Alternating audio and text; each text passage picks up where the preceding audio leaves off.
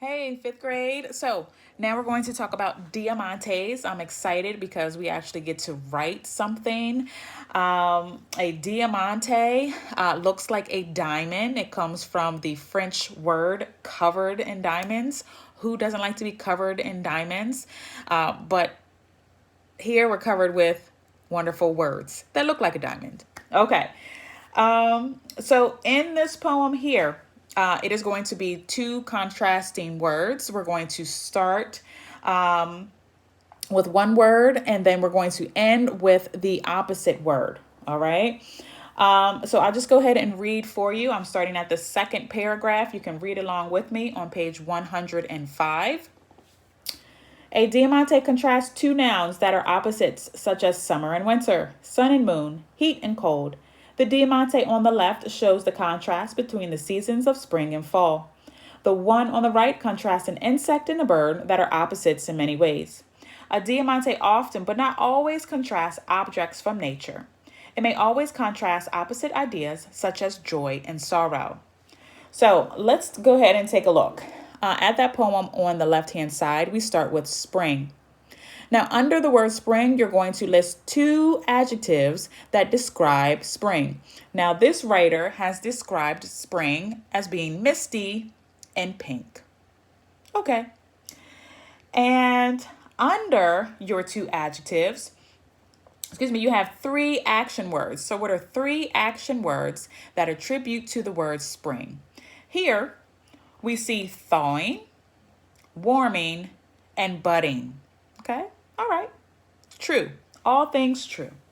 Now, you are going to then list four nouns that describe spring.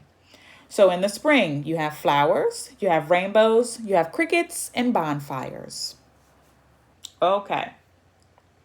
Now, for your line 5, this is where it gets a little tricky because you're going to go in the opposite direction now, okay? So you've done spring. You have spring, you have your adjectives, and then you have, you have your adjectives, and then you have your action words ending in ing, and then you have your nouns. Now, you're going to go backwards and you're going to list all of your action words that are going to describe fall, because fall is the opposite of spring. Okay, so in the fall, you have changing, cooling, falling. Then you have your two adjectives, colorful, hazy. And your last line there is going to be that opposite word of fall. So what I would recommend you doing is thinking of two words that are complete opposite, okay?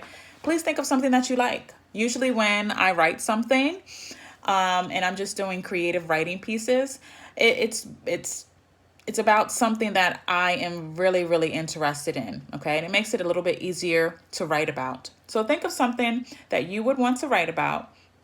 They have to be opposites. Again, like the example of spring and fall, they are opposites. You can do hot and cold, and be creative with that. You can do sister, brother, because they are opposite as well. And again, just follow that pattern. And I want to see what you come up with.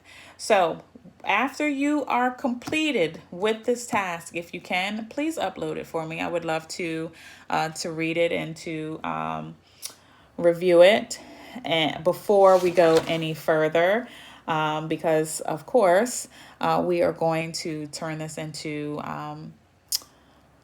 something else. So practice first, then that something else is a grade later. Okay. So go ahead and practice.